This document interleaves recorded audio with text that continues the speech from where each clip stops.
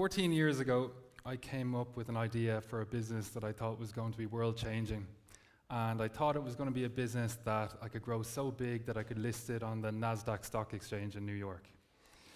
Now, the idea for that business was to use patches to deliver medication for patients, making it safer, more efficient, and more effective.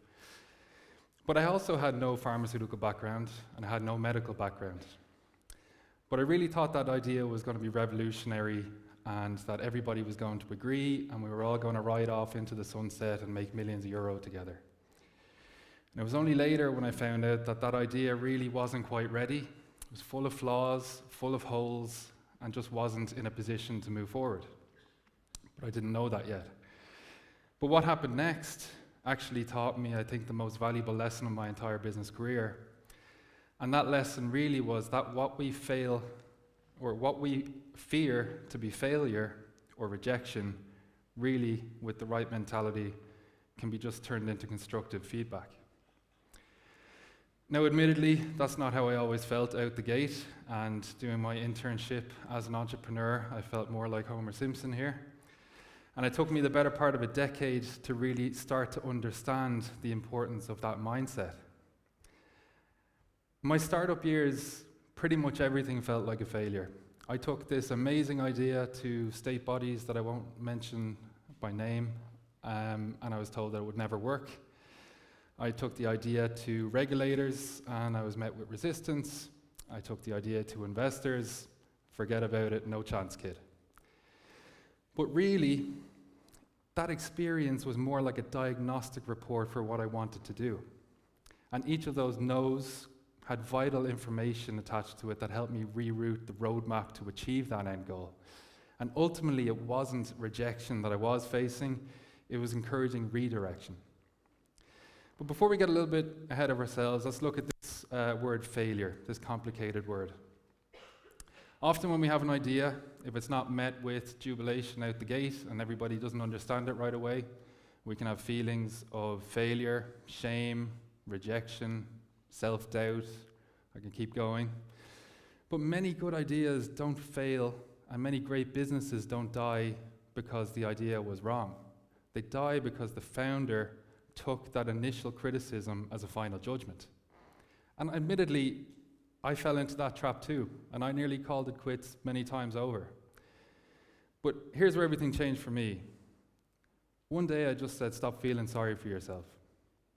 Stop asking, are you failing? Stop asking why it isn't working, and start asking yourself, what can you learn from the rejections and the no's and the feedback that you were getting?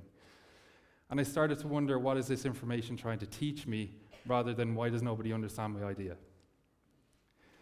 But that brings us to the importance now of mindset.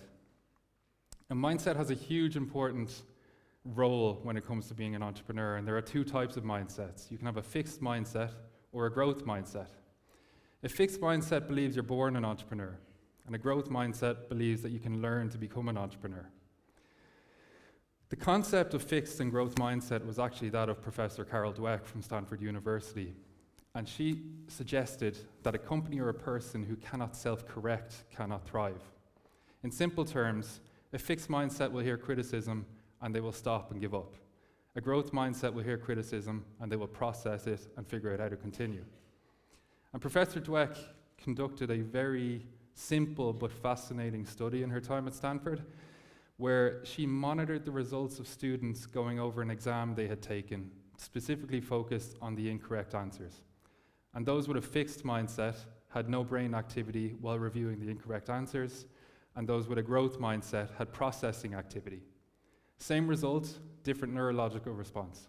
The fixed mindset had given up at the failed answers. The growth mindset was trying to learn from it. But we could take it a step further again. A fixed mindset would be very averse to risk, whereas a growth mindset will be more open to risk. Because risk doesn't guarantee success, but risk does guarantee feedback, and feedback doesn't have to be positive. So entrepreneurs who succeed are not the only ones who avoid mistakes. They're the ones who learn from mistakes and harvest that information the quickest, and then figure out how to make it work. There's an old quote, which I'll loosely translate it into English from my business partner, Sergey, and he's recited to me this many times over in our journey, that loosely means those who don't take risk don't drink champagne. And every so often I just remind myself of this quote, and I know it's a bit strange and blunt and to the point, but it makes a lot of sense as an entrepreneur many times. But if you look at my story, my biggest shift as an entrepreneur came when I stopped trying to defend my idea that wasn't quite ready, and I started to interrogate it with the information that I was receiving. Rejection became refinement, even legal challenges, funding struggles, regulatory pushback, you name it, painful as they were, clarified what needed to be fixed. And importantly, and a lesson that I think is really important, you learn to be passionate about your idea, but don't be emotional. Nothing improved for my company when things were going right. Everything improved when things went wrong. And that's feedback at work. So people often think that persistence means blindly pushing forward. It doesn't. Persistence, and real persistence, means holding that ultimate destination in the back of your mind while constantly adjusting the route on how you get there. The destination stays the same.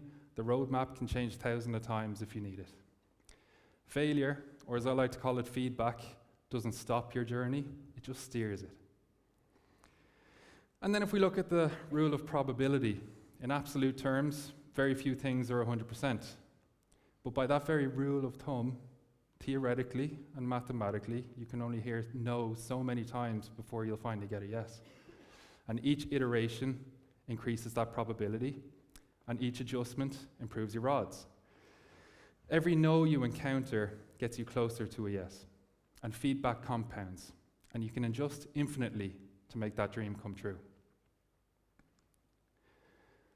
So the operating model I now use is to dream big, expect friction, welcome lessons, adjust quickly. That's how feedback becomes fuel. The Wright brothers, the pioneers of modern-day aviation, didn't fail repeatedly. They repeatedly collected flight data till they could fly. It's because of this growth mindset that we're able to fly anywhere in the world we want now. It's because of the growth mindset that a small pocket-sized device that we all have here today, with more technology than the first shuttle from the moon landing, controls our lives when it was impossible 30 years ago. It's because of the growth mindset that we have self-driving electric cars when 25 years ago it seemed impossible. It's because of the growth mindset that opioid pain management, my own company, will soon be safe for patients when only 6 years ago it seemed impossible.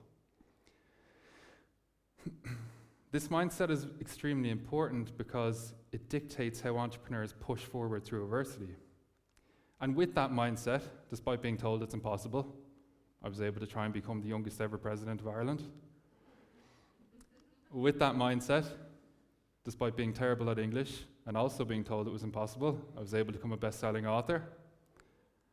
With that mindset, the same company that I started my talk with, that was rejected by everybody I took it to, and that same company I wanted to ring the NASDAQ bell with, became a reality in 2021. So next time something doesn't work, don't ask yourself, am I failing or did I fail? Just ask yourself, what can you learn from it? Because if you keep learning, you're not failing, you're iterating. And iteration is how impossible dreams and ideas become real. Because ultimately, there is no such thing as failure. With the right mindset, it's just feedback. Thank you.